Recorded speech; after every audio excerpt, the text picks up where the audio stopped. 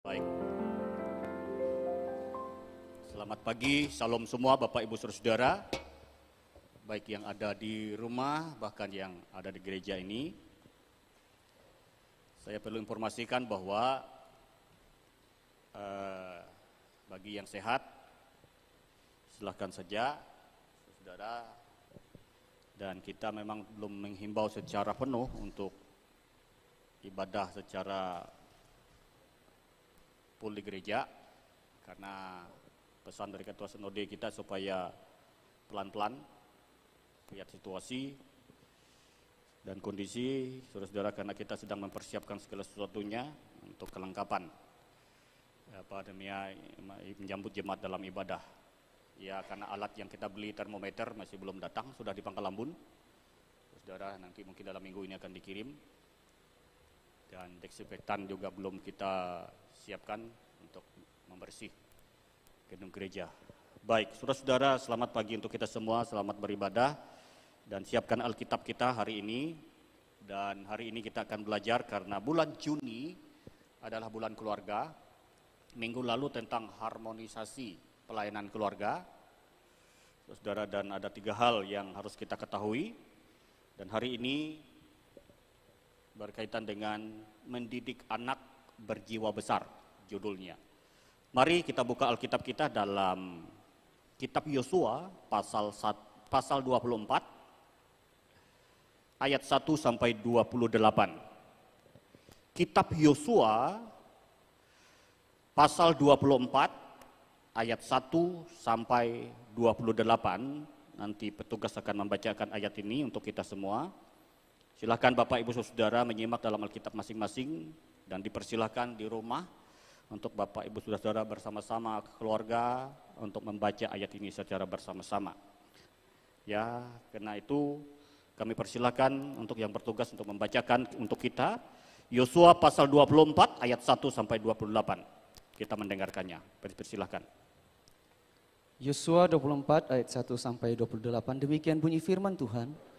Kemudian Yosua mengumpulkan semua suku orang Israel di Sikhem, dipanggilnya para tua-tua orang Israel, para kepalanya, para hakimnya, dan para pengatur pasukannya, lalu mereka berdiri di hadapan Allah. Berkatalah Yosua kepada seluruh bangsa itu, beginilah firman Tuhan Allah Israel, dahulu kala di seberang sungai Efrat, disitulah diam nenek moyangmu, yakni Terah ayah Abraham dan ayah Nahor, dan mereka beribadah kepada Allah lain. Tetapi aku mengambil Abraham bapamu itu dari seberang sungai Efrat dan menyuruh dia menjelajahi seluruh tanah Kanaan. Aku membuat banyak keturunannya dan memberikan Ishak kepadanya. Kepada Ishak kuberikan Yakub dan Esau. Kepada Esau kuberikan pegunungan Seir menjadi miliknya, sedang Yakub serta anak-anaknya pergi ke Mesir. Lalu aku mengutus Musa serta Harun dan menulahi Mesir, seperti yang kulakukan di tengah-tengah mereka. Kemudian aku membawa kamu keluar. Setelah aku membawa nenek moyangmu keluar dari Mesir, dan kamu sampai ke laut, lalu orang Mesir mengejar nenek moyangmu dengan kereta dan orang berkuda di laut Teberau. Sebab itu berteriak-teriaklah mereka kepada Tuhan, maka diadakannya gelap antara kamu dan orang Mesir itu, dan didatangkannya air laut atas mereka sehingga mereka diliputi. Dan matamu sendiri telah melihat apa yang kulakukan terhadap Mesir. Sesudah itu lama kamu diam di gunung di padang gurun. Aku membawa kamu ke negeri orang Amori yang diam di seberang sungai Yordan. Dan ketika mereka berperang melawan kamu, mereka kuserahkan ke dalam tanganmu, sehingga kamu menduduki negerinya, sedang mereka kupunahkan dari depan kamu. Ketika itu Balak bin Zippor, Raja Moab, bangkit berperang melawan orang Israel. Disuruhnya memanggil Bileam bin Beor untuk mengutuki kamu. Tetapi aku tidak mau mendengarkan Bileam, sehingga ia pun memberkati kamu. Demikianlah aku melepaskan kamu dari tangannya. Setelah kamu menyeberangi sungai Yordan dan sampai ke Yeriko, berperanglah melawan kamu warga-warga kota Yeriko, orang Amori, orang Feris, orang Kanaan, orang Het, orang Girgasi, orang Hewi, dan orang Yebus, tetapi mereka itu kuserahkan ke dalam tanganmu. Kemudian aku melepaskan tabuhan mendahului kamu, dan binatang-binatang itu menghalau mereka dari depanmu, seperti kedua raja orang Amori itu. Sesungguhnya bukan oleh pedangmu dan bukan pula oleh panahmu. Demikianlah aku berikan kepadamu negeri yang kamu peroleh tanpa bersusah-susah, dan kota-kota yang tidak kamu dirikan. Tetapi kamulah yang diam di dalamnya. Juga kebun-kebun anggur dan kebun-kebun zaitun yang tidak kamu tanami, kamulah yang makan hasilnya. Oleh sebab itu, takutlah akan Tuhan dan beribadalah kepadanya dengan tulus, ikhlas, dan setia. Jauhkanlah Allah yang kepadanya nenek moyangmu telah beribadah di seberang sungai Efrat dan di Mesir, dan beribadalah kepada Tuhan. Tetapi jika kamu anggap tidak baik untuk beribadah kepada Tuhan, pilihlah pada hari ini kepada siapa kamu akan beribadah, Allah yang kepadanya nenek moyang beribadah di seberang sungai Efrat, atau Allah orang Amori yang negerinya kamu diami ini. Tetapi aku dan seisi rumahku, kami akan beribadah kepada Tuhan. Lalu bangsa itu menjawab, jauhlah daripada kami meninggalkan Tuhan untuk beribadah kepada Allah lain. Sebab Tuhan Allah kita, Dialah yang telah menuntun kita dan nenek moyang kita dari tanah Mesir, dari rumah perbudakan, dan yang telah melakukan tanda-tanda mukjizat yang besar ini di depan mata kita sendiri, dan yang telah melindungi kita sepanjang jalan yang kita tempuh, dan di antara semua bangsa yang kita lalui. Tuhan menghalau semua bangsa dan orang Amori, penduduk negeri ini, dari depan kita. Kami pun akan beribadah kepada Tuhan, sebab Dialah Allah kita. Tetapi Yosua berkata kepada bangsa itu, tidaklah kamu sanggup beribadah kepada Tuhan, sebab Dialah Allah yang kudus, Dialah Allah yang cemburu. Ia tidak akan mengampuni kesalahan dan dosamu. Apabila kamu meninggalkan Tuhan dan beribadah kepada Allah asing, maka Ia akan berbalik daripadamu dan melakukan yang tidak baik kepadamu serta membinasakan kamu, setelah Ia melakukan yang baik kepada kamu dahulu. Tetapi bangsa itu berkata kepada Yosua, tidak, hanya kepada Tuhan saja kami akan beribadah. Kemudian berkatalah Yosua kepada bangsa itu, kamulah saksi terhadap kamu sendiri, bahwa kamu telah memilih Tuhan dan beribadah kepadanya. Jawab mereka, kamilah saksi. Ia berkata, maka sekarang jauhkanlah Allah asing yang ada di tengah-tengah kamu, dan condongkanlah hatimu kepada Tuhan Allah Israel. Lalu jawab bangsa itu kepada Yosua, kepada Tuhan Allah kita kami akan beribadah, dan firman-Nya akan kami dengarkan. Pada hari itu juga Yosua mengikat perjanjian dengan bangsa itu dan membuat ketetapan dan peraturan bagi mereka di Sichem. Yosua menuliskan semuanya itu di dalam kitab hukum Allah. Lalu ia mengambil batu yang besar dan mendirikannya di sana, di bawah pohon besar, di tempat kudus Tuhan. Kata Yosua kepada seluruh bangsa itu, sesungguhnya batu inilah akan menjadi saksi terhadap kita, sebab telah didengarnya segala firman Tuhan yang diucapkannya kepada kita. Sebab itu batu ini akan menjadi saksi terhadap kamu, supaya kamu jangan menyangkal Allahmu. Sesudah itu Yosua melepas bangsa itu pergi masing-masing ke milik pusakanya. Amin. Saudara-saudara, demikian sejauh pembacaan firman Tuhan 28 ayat yang kita baca yang menjadi pokok renungan kita hari ini. Saudara, saya perlu mengulas yang kemarin minggu lalu adalah bagaimana peran orang tua. Minggu lalu adalah harmonisasi pelayanan keluarga, yang menjadi teladan kita adalah keluarga Cornelius, seorang kepala rumah tangga, bagaimana dia membawa keluarganya bertemu dengan Tuhan, bahkan membawa orang lain, tetangganya, orang-orang kenalannya ketemu dengan Tuhan. Nah, hari ini kita akan belajar, saudara, ketika kita sebagai sebuah keluarga dipercayakan Tuhan keturunan atau generasi, maka Tuhan ingin kita mendidik anak-anak kita, mengajar anak-anak kita dalam jalan Tuhan, Taurat Tuhan atau firman Tuhan. Sehingga judul firman Tuhan hari ini adalah mendidik anak berjiwa besar. Saudara tahu dalam kitab Bilangan pasal 11 sampai 14 kita menemukan ada satu generasi yang hilang. Karena apa? Karena orang Israel memberontak melawan Tuhan. Dan hanya 2 generasi yang bisa masuk di tanah Kanaan, yaitu generasi Yosua dengan Kaleb. Dan generasi yang baru keluar dari Mesir itu, saudara, ketika mereka merebut tanah Kanaan, keturunan ini baru. Dan anak-anak mereka itu baru. Dan ketika anak-anak mereka baru, Yosua pasal 24 ini, saudara, kalau kita baca, ini pembaharuan perjanjian. Perjanjian yang pertama, orang Israel ingkar janji sama Tuhan. Dan ketika mereka ingkar janji sama Tuhan, generasi hilang, saudara. Dan diganti dengan generasi baru yang dibawa oleh Yosua dengan Kaleb masuk tanah Kanaan. Makanya konteks teks yang kita baca ini adalah pembaharuan perjanjian di Sikem. Ya, yang dibuat oleh Yosua itu pendahuluan dulu. Dan ketika orang Israel ingin masuk tanah Kanaan, ini keluarga baru, saudara. Anak-anak mereka itu masih muda belia.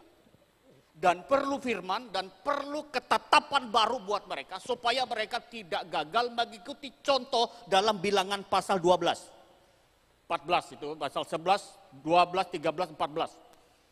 Yang mati di padang gurun karena memberontak melawan Tuhan, saudara. Ketika mereka mengintai tanah Kanaan. Ya 12 mengintai, 10 bawa berita negatif, 2 positif Yosua dengan Kaleb. Keturunan yang 10 hilang, saudara. Nah, karena itu hari ini kita akan belajar. Nah, karena keluarga itu baru, maka Yosua harus buat perjanjian kepada setiap keluarga, bapak rumah tangga dan anak-anak mereka. Makanya dari ayat yang kita baca, Yosua bilang, pilih hari ini kepada siapa engkau dan keluargamu beribadah. Tetapi aku dan isi rumahku beribadah kepada Yahweh, Allah Abraham, Ishak dan Yakub. Makanya disebut di situ, saudara-saudara, ada Abraham ayat 3. Ada Abraham, ada Ishak, ada Yakub, ada Esau. Disebut di situ. Dan Tuhan bilang, memerintahkan Yosua untuk fokus supaya generasi ini dididik, memiliki jiwa besar, dididik takut akan Tuhan. Karena itu untuk kita hari ini, saudara-saudara, karena bulan Juni adalah bulan keluarga, judulnya adalah mendidik anak berjiwa besar. Pendahuluannya dulu, Yosua dipilih menggantikan Musa menjadi pemimpin atas Israel dan membawa bangsa itu memasuki tanah Kanaan. Salah satu fokus atau perhatian yang diberikan Tuhan kepada Yosua adalah yang kita baca dalam teks Yosua pasal 24 ini adalah tentang keluarga. Bagaimana keluarga itu bisa berkenan, selaras, dan lurus di hadapan Tuhan. Dan Tuhan ingin mewariskan generasi ya kepada penerus selanjutnya nilai-nilai yang baik, yaitu mereka hidup dekat dengan Tuhan dan mengandalkan Tuhan. Nah, saudara-saudara, dari ayat-ayat yang kita baca tadi hari ini ada 3 hal. Nilai-nilai apa saja nilai-nilai yang harus kita pegang supaya kita dapat mendidik generasi atau anak atau keturunan yang Tuhan percayakan buat kita. Ya, supaya kita bisa mendidik mereka berjiwa besar. Ada 3 hal. Yang pertama apa, saudara-saudara? Yang pertama itu, saudara-saudara, mendidik anak itu atau generasi dengan firman Tuhan. Ayat 2. Dikatakan begini, ayat 2 saya kebacakan. Berkatalah Yosua kepada seluruh bangsa itu, beginilah firman Tuhan, Allah Israel. Lanjut, titik-titik, saudara. Nah, saudara, ini penting buat kita hari ini. Bagaimana supaya kita mendidik anak-anak kita memiliki jiwa yang besar, jiwa petarung, jiwa yang siap bertanding, anak-anak yang tangguh di dalam Tuhan, tangguh di dalam menghadapi tantangan dan pergumulan.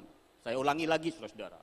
Generasi yang sebelumnya, yang dalam kitab Bilangan pasal 12 sampai 14, generasi tidak tangguh. Orang tua anak mati semua, saudara. Habis, sisa 2 generasi, Yosua dengan Kaleb. Dari 2 generasi yang hidup itu, muncul lagi keluarga yang baru, generasi yang baru dalam kitab Yosua. Dan kitab Yosua pasal yang terakhir ini mengupasnya untuk kita. Nah, saudara-saudara tahu, dan generasi yang baru ini perlu dididik. Supaya mereka memiliki jiwa petarung, jiwa besar, jiwa yang kuat, yang tangguh, yang berharap dan mengandalkan Tuhan saja dalam hidup mereka.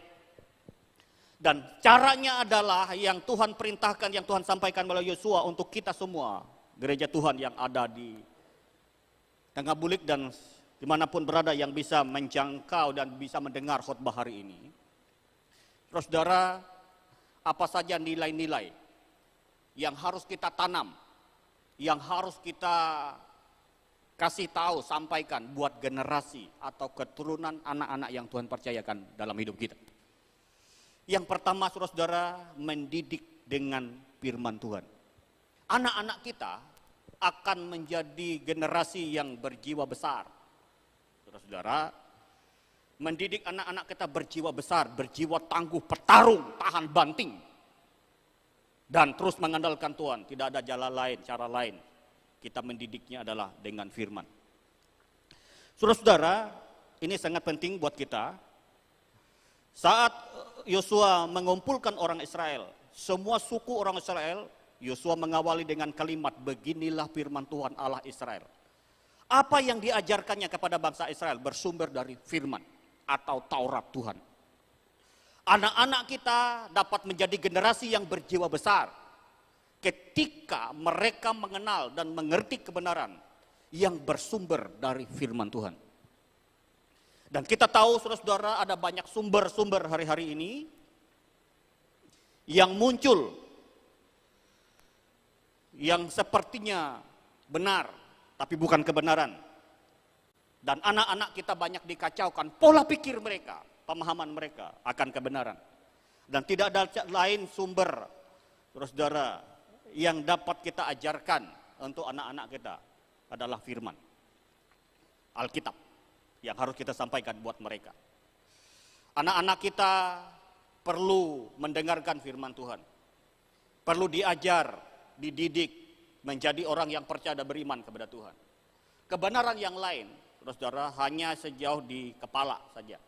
Tapi tidak bisa merubah, tidak bisa mendidik mereka untuk percaya sama Tuhan. Bahkan bisa anti Tuhan. Tapi Alkitab ketika mereka percaya dan beriman kepada Tuhan, Alkitab mereka akan semakin kuat dan beriman kepada Tuhan. Satu ayat, Amos silakan baca. Dalam 2 Timotius 3 ayat 16 dan 17. 2 Timotius 3 ayat 16 dan 17. 2 Timotius 3 ayat 16 dan 17. Demikian firman Tuhan, segala tulisan yang diilhamkan Allah memang bermanfaat untuk mengajar, untuk menyatakan kesalahan, untuk memperbaiki kelakuan, dan untuk mendidik orang dalam kebenaran. Dengan demikian, tiap-tiap manusia kepunyaan Allah diperlengkapi untuk setiap perbuatan baik. Oke, saudara-saudara, kita lihat di situ ayatnya. Untuk mendidik, mengajar orang dalam kebenaran. Tidak ada cara lain. Supaya generasi ini menjadi generasi yang berjiwa besar, generasi yang tangguh, generasi yang mengandalkan Tuhan, tahan banting dalam setiap tantangan dan pergumulan. Tidak ada cara lain. Firman Tuhan atau Alkitab.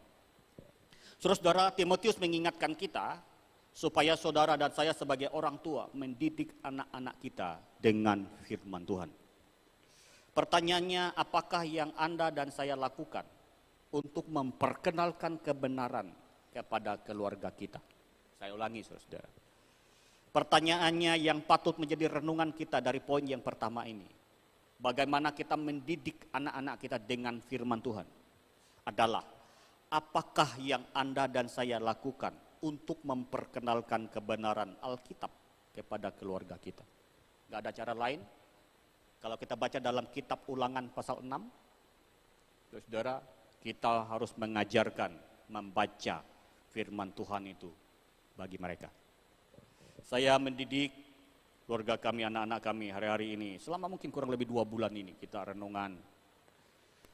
Kami habis awalnya kitab Mazmur dari pasal 1. Kemarin selesai sudah kitab loncat Efesus, sekarang kitab Filipi. Gantian membacanya.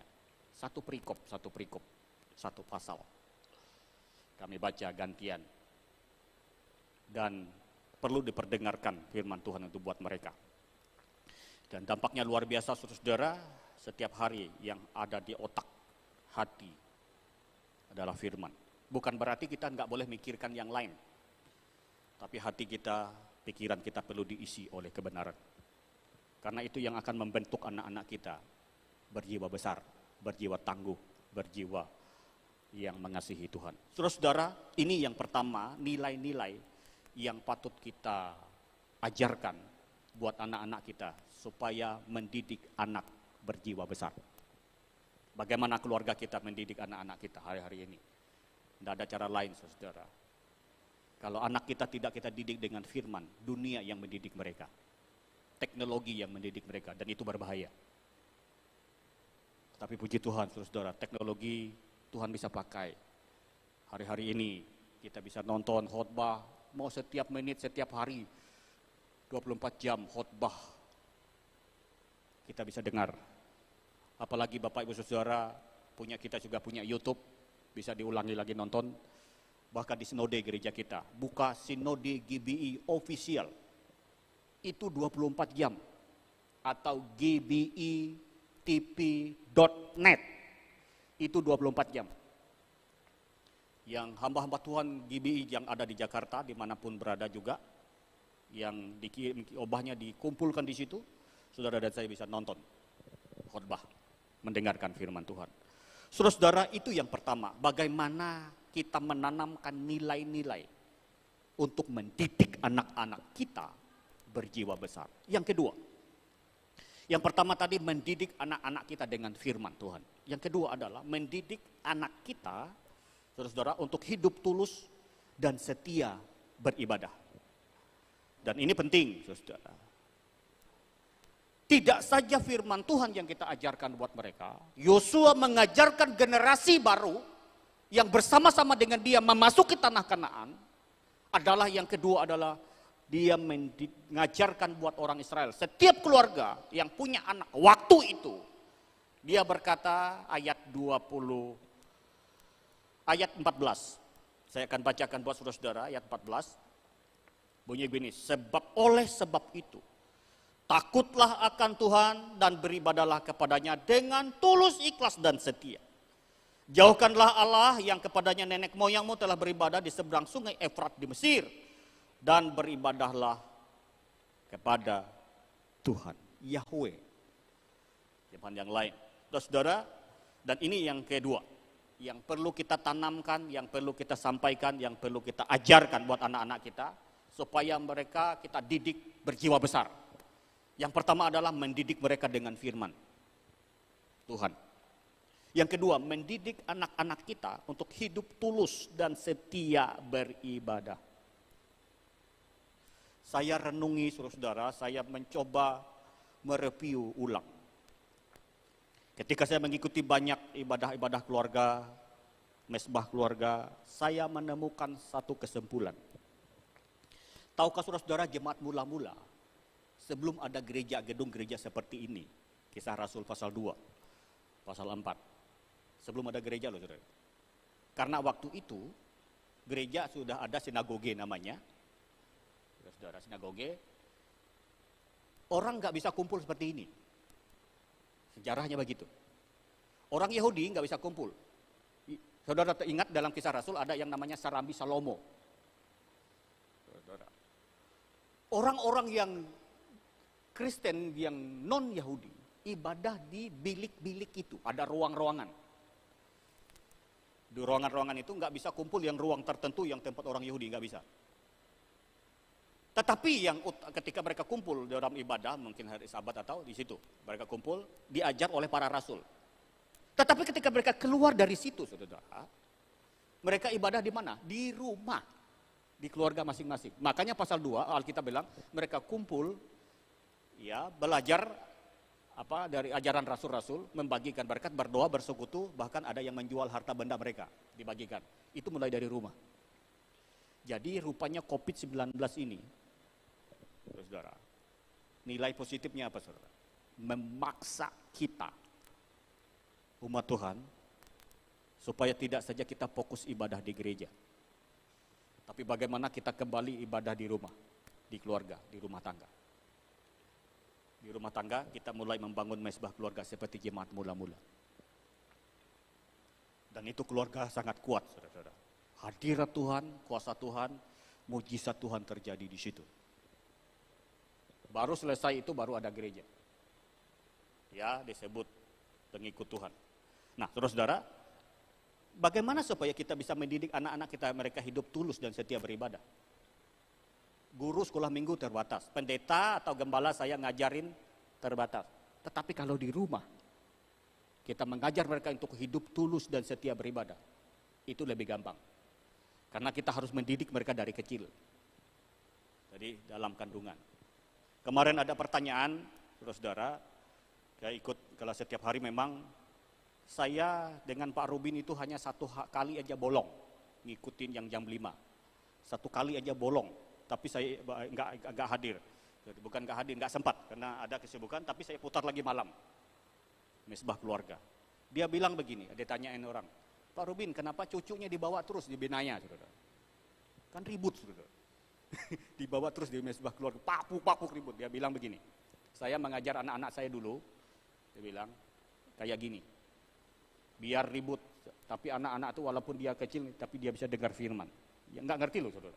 Masih umur 1 tahun kurang lebih gitu. Terus cucunya dia bawa terus, saudara. Mesbah keluarga.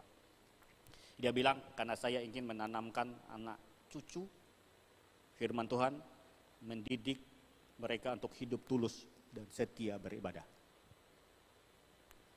Dan bagi saya suka saya kayak gini sebenarnya, saudara.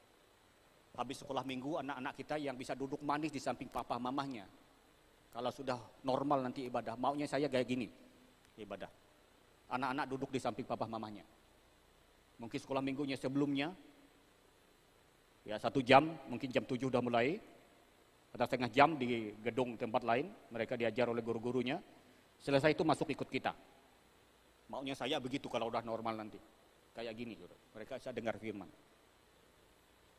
Dan mereka duduk manis, kita didik, karena udah diajar dari rumah.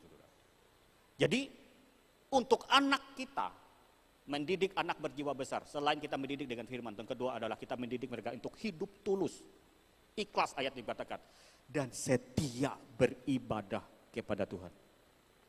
Yosua mengajarkan agar orang-orang Israel memiliki ketulusan dan kesetiaan dalam beribadah kepada Allah. Tulus berkaitan dengan motivasi, sedangkan kesetiaan menunjukkan sikap yang tidak mudah berubah. Saya ulangi, saudara. Tulus berkaitan dengan motivasi kita ikut Tuhan, sedangkan kesetiaan menunjukkan sikap kita tidak mudah berubah kepada Tuhan. Sikap kita tidak mudah berubah kepada yang lain. Makanya orang Israel diperintahkan, buang Allah-Allah lain selain Allah Abraham, Ishak dan Yakub. Alkitab berkata, baca Amos 1 ayat, 1 Timotius 6 ayat 6. Ibadah yang disertai rasa cukup memberikan keuntungan besar. Ibadah itu memberikan rasa cukup, saudara. 1 Timotius 6 ayat 6. Timotius 6 ayat 6, demikian firman Tuhan. Memang ibadah itu kalau disertai rasa cukup memberi keuntungan besar. Oke, saya bahas ayat ini, saudara. Harta, materi bisa memberikan rasa cukup. Ya, tapi tidak bisa memberi rasa. Maksud saya. Tapi membuat rasa jadi cukup. Itu apa, saudara? Ketika saudara diberkati, tapi dibarengi dengan saudara setia ibadah. Saya ulangi, saudara. Semua materi itu bisa memberi rasa dalam hidup, tapi tidak bisa memberi rasa cukup. Saya ulangi lagi, saudara. Ya, segala satu fasilitas yang Tuhan beri itu bisa memberi rasa. Apa tuh rasa? Rasa senang, rasa bahagia. Tapi untuk cukup, tidak bisa. Saya kalau mau tanya buat saudara-saudara, untung aja saudara, kita ini dilarang Tuhan. Saudara ya beristri banyak, ya kan? Kalau laki-laki, saya pernah, saudara yang ikut camp, pernah ditanya, di survei. Saya baca satu buku, saudara bilangnya kalau disuruh Tuhan, laki-laki ini, istri 5, saudara pasti laju semua, saudara. Pasti akan menikah lagi, saudara. Mau tambah istri, karena dilarang aja, saudara. Dilarang pun, ada orang yang mau nambah lagi, saudara. Maksudnya begini, saudara. Ketika kita memiliki sesuatu harta materi, 1, ingin 2, dapat 2, ingin 3. Ya kan? Itu memberi rasa, dan itu nggak bisa memberikan cukup.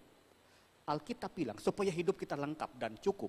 Ketika saudara dan saya diberkati, dibarengi ibadah itu tulus, ikhlas dan setia ibadah sama Tuhan, itu memberikan rasa cukup dan keuntungan besar. Begitu.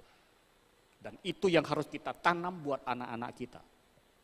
Ketika mereka bertumbuh dalam Tuhan, mereka berusaha, berhasil, sukses, mereka tidak lupa Tuhan.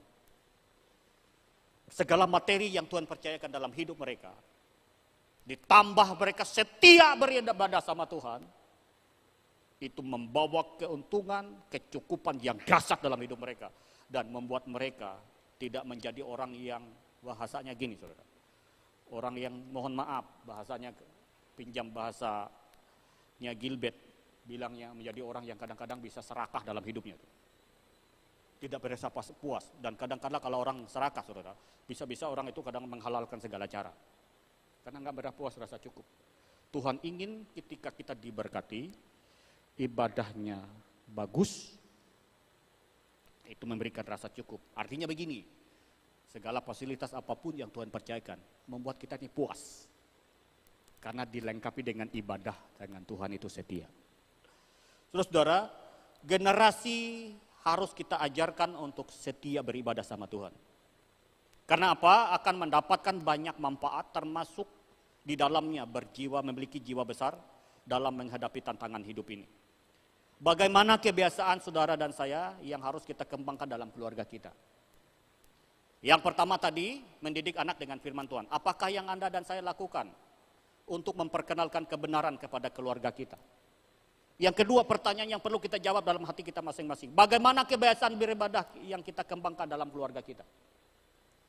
Karena ibadah itu sekali lagi sebuah kebutuhan.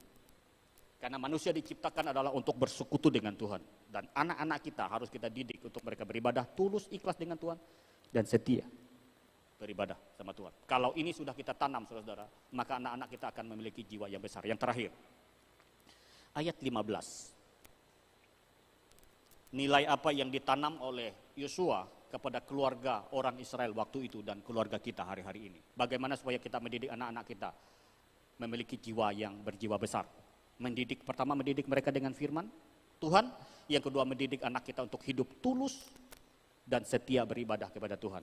Yang ketiga mendidik anak-anak kita untuk dapat mengambil sebuah keputusan. Ayat 15.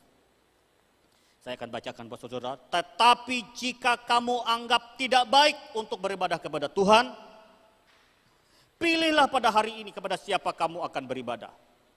Allah yang kepada nenek moyangmu beribadah di seberang sungai Efrat? Atau Allah orang Amori yang negerinya kamu diami ini? Tetapi aku dan seisi rumahku, kami akan beribadah kepada Tuhan, Yahweh. Saudara-saudara, jadi anak-anak kita harus kita ajar mereka untuk mengambil sebuah keputusan. Keputusan apa? Yang harus kita tanam buat mereka, keputusan untuk mencari Tuhan. Keputusan untuk mendengarkan Tuhan. Keputusan apa? Firman yang pertama tadi. Keputusan apa? Hidup tulus, ikhlas, setia beribadah. Keputusan untuk apa? Membawa mereka, keluarga mereka nanti ketika kita mendidik mereka, mulai dari keluarga kita. Nanti ketika mereka berkeluarga, mereka akan mengajarkan anak-anak mereka untuk mengambil keputusan seperti yang diajarkan oleh Yosua. Mengambil keputusan untuk memilih apa yang paling tepat dalam hidup mereka. Dan bagi kita yang paling tepat, yang paling penting dan terpenting dalam hidup kita adalah hidup beribadah kepada Tuhan. Yosua berkata, tetapi aku dan seisi rumahku kami akan beribadah kepada Tuhan. Merupakan kalimat penting yang dinyatakan Yosua di depan orang Israel. Kalimat yang menyatakan sebuah keputusan tegas untuk tetap menyembah Allah yang hidup di tengah-tengah pilihan beribadah kepada Allah yang lain yang bisa dilakukan. Seorang saudara-saudara, orang bisa ibadah sekarang luar biasa. Ya, banyak pilihan yang dikatakan di sini. Allah orang Amori di seberang sungai Efrat. Allah orang Amori yang kamu diam ini, berarti Allah yang tidak sebenarnya. Bukan Allah yang dasar seperti yang disembah oleh Yosua. Pilih hari ini, kata Yosua. Dengan kata lain, saudara-saudara, bagaimana kita mendidik anak-anak kita untuk memiliki jiwa berjiwa besar adalah mendidik mereka untuk mengambil sebuah keputusan. Dimulai dari mana? Mengambil sebuah keputusan dimulai dari kita sebagai orang tua. Ketika kita membawa mereka untuk beribadah kepada Tuhan Yesus, Allah yang hidup, Allah Abraham, Ishak dan Yakub yang namanya Tuhan Yesus. Anak-anak kita nanti ketika mereka dewasa, mereka juga akan mengajarkan sebuah keputusan yang sama kepada generasi selanjutnya dalam hidup mereka.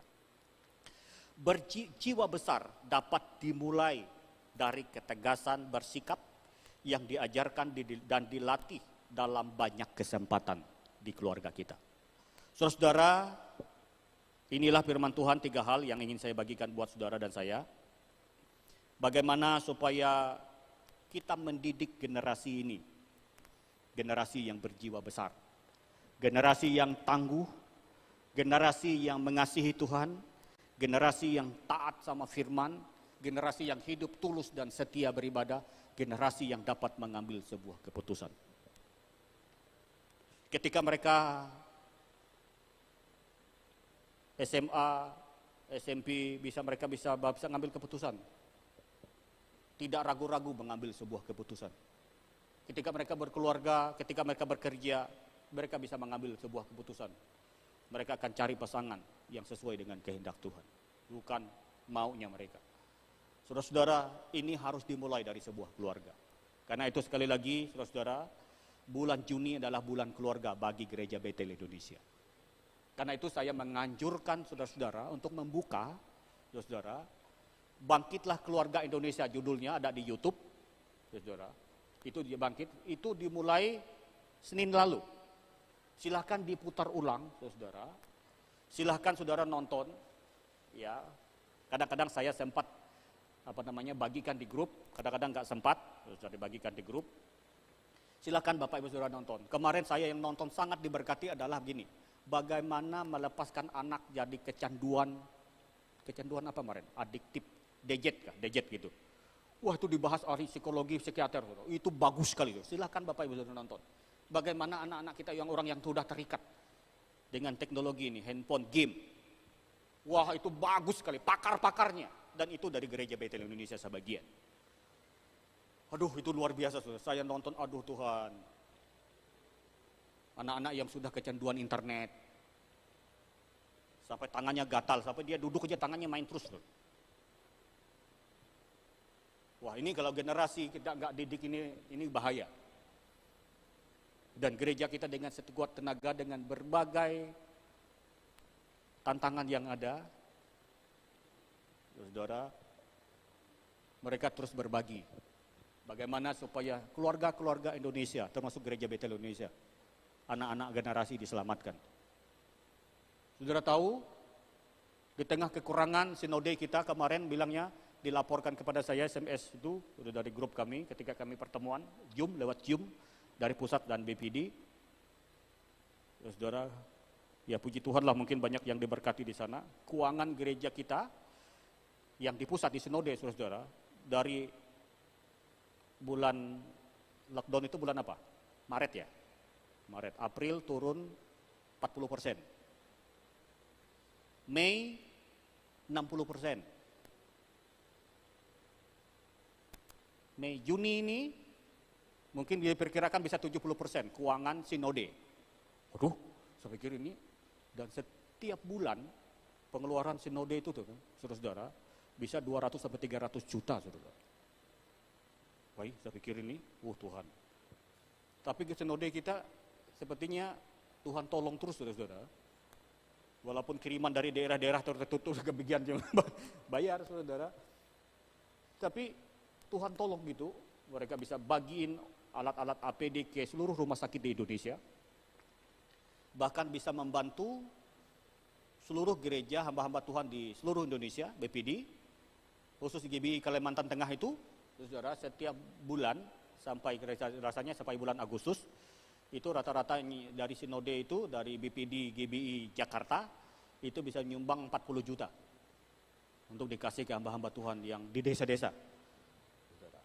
Waduh, saudara, ini luar biasa aja, saudara. Walaupun uang sinode ya minus, tapi tetap sampai hari ini, saudara, bisa kasih makan bisa berbagi pada hamba-hamba Tuhan. Dan ini, saudara, dan saudara tahu bagaimana menyusun program kegiatan untuk baik di YouTube, ya Zoom, dan lain-lain, saudara-saudara, itu memang pakai dana yang luar biasa, dana yang luar biasa. Dan luar biasa mungkin GBI termasuk gereja yang luar biasa, saudara, karena di YouTube kita itu kalau Bapak Ibu buka di Sinode GBI official itu, ini berapa juta sudah, mungkin udah dibayar, udah YouTube mungkin. Karena followernya udah ratusan ribu orang loh, saudara. Ratusan ribu, mungkin dari situ mungkin berkatnya, nggak tahu juga. Nah, maksud saya begini, Bapak Ibu Saudara. Di tengah situasi yang seperti ini, yang terakhir ingin saya simpulkan begini. Dari 3 hal yang Yosua sampaikan tadi. Kalau saudara baca ada lanjutnya secara teliti. Yosua ingin kesimpulannya begini. Keluarga baru itu ketika anak-anak kita memiliki jiwa besar, dididik dengan firman Tuhan, dididik hidup tulus dan setia beribadah, dididik untuk bisa mengambil keputusan yang tepat dalam hidup mereka.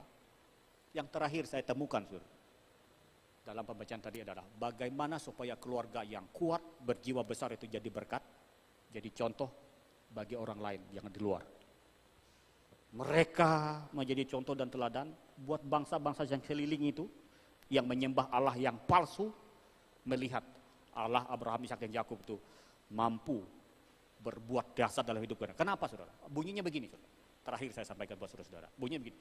Kamu tidak pernah menanam, saudara baca tadi ya. Kamu nggak pernah membangun, kamu nggak pernah berkebun, tapi disiapin Tuhan. Oh, ini dasarnya, saudara. Sudah disiapin fasilitas oleh Tuhan buat orang Israel. Mereka nggak membangun apa-apa, sudah disiapkan. Syaratnya hanya satu, Tuhan bilang, kamu harus beribadah kepada Tuhan yang hidup, yang benar, Allah Abraham, Ishak, Yakub dalam nama Tuhan Yesus. Saya percaya di tengah pandemi ini, saudara, doa saya, saudara dan saya, tidak ada yang tidak bisa makan. Ada amin, saudara. Semua akan pasti diberkati Tuhan. Orang Israel buktinya dikasih fasilitas semua tersedia oleh Tuhan. Hanya syaratnya mereka harus menyembah Tuhan yang benar, Allah yang hidup. Tutup Alkitab, saudara. Mari kita bangkit berdiri.